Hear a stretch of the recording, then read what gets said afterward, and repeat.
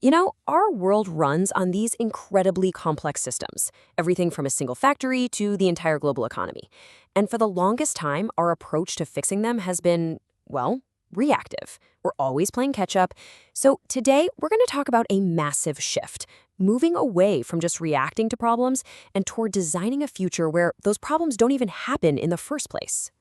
Okay, so let's break this down. On the left, you've got the old way, the way we've always done things. Something breaks, we fix it. A process messes up, we clean it up.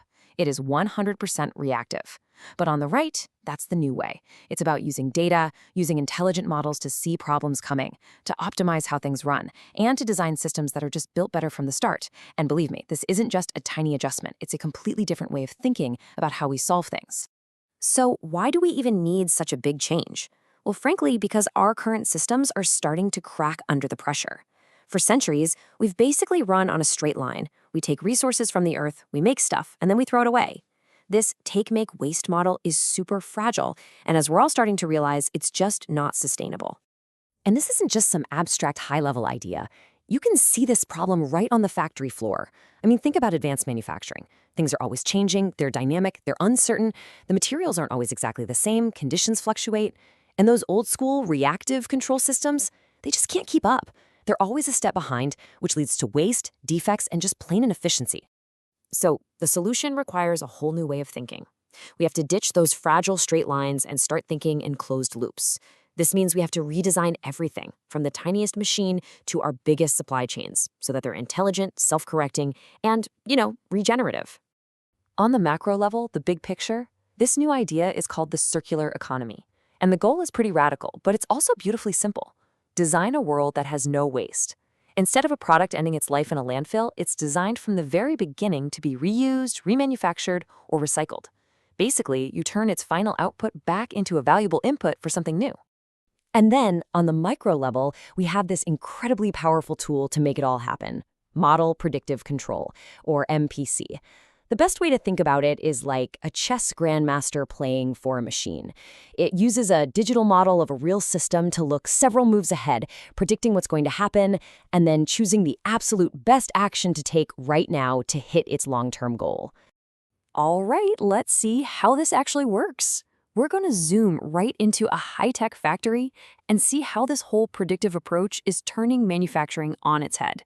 This is where AI is literally giving machines a crystal ball to see into the future.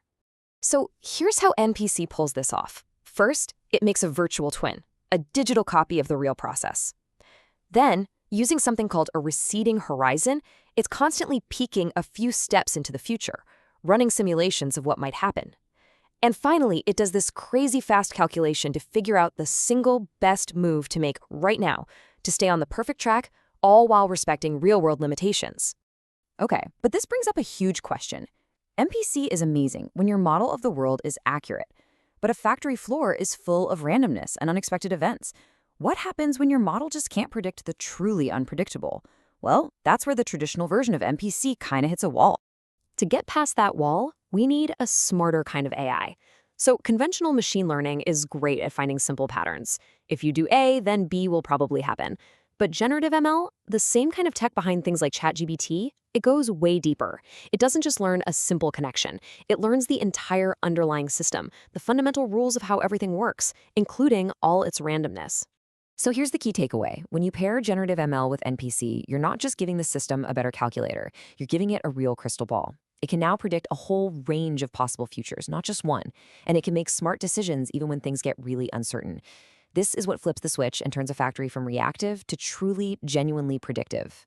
Okay, so let's zoom back out. We're going from a single factory to an entire economy. The goal is exactly the same: be predictive, not reactive, but the scale is just massively bigger. Here, we're talking about using some serious math to actually engineer a no-waste world. And the goal here is just incredibly ambitious. Researchers are using something called multi-objective optimization to literally design entire supply chains from scratch. They're not just trying to make them cheaper or faster. Nope. They are designing them with the explicit goal of eliminating waste. It's a core feature, not an afterthought. And the results? They're pretty stunning. In one case study that modeled a waste management system, this approach designed a system that recovered and reused 68% of all materials. That's more than 2/3 of stuff that would have gone to a landfill getting put back to good use. And that 68% number really means something. I mean, look at the impact on the environment. It translated into a huge benefit, cutting carbon emissions by nearly a third compared to the old, inefficient, linear take-make-waste system. That's a massive difference. But of course, nothing is ever quite that simple. This new way of designing things isn't about finding some magical, perfect solution that fixes everything. It's really an art. It's the art of balancing goals that are often competing with each other. And that means sometimes you have to make some tough trade-offs. I absolutely love this quote because it just hits the nail on the head. Optimization isn't magic. It forces us to be really honest about what we want. Do we want the absolute cheapest option, the greenest, the one that gets the most resources back? The thing is, you usually can't have it all at once, and the math just helps us find the best possible compromise. So let's look at the other side of that coin, that 68% recovery. While the circular system was way, way better for the environment, it was also a little more expensive to run. You can see the cost went up from about $232,000 to over $248,000. This is the kind of real-world trade-off that people have to face. And this table right here on e-waste makes that trade-off crystal clear. Look at that first row, the greedy cost minimization strategy. It gets the lowest cost, no doubt. But look at the numbers. It's an absolute disaster for the environment, and it's terrible at recovering valuable resources. Now look at the balanced approach. Yeah, it costs a little bit more, but it cuts the environmental damage almost in half and nearly doubles the value of the resources it recovers. That is optimization in action. It's about making smart, informed choices, not just blindly chasing the lowest number. Okay, so let's bring this all home. From the tiny microscopic control of a laser inside a factory to the massive big picture design of an entire economy, we're seeing this one incredibly powerful idea emerge. We don't have to just react to the world as it is. We can actually intentionally design the world that we want.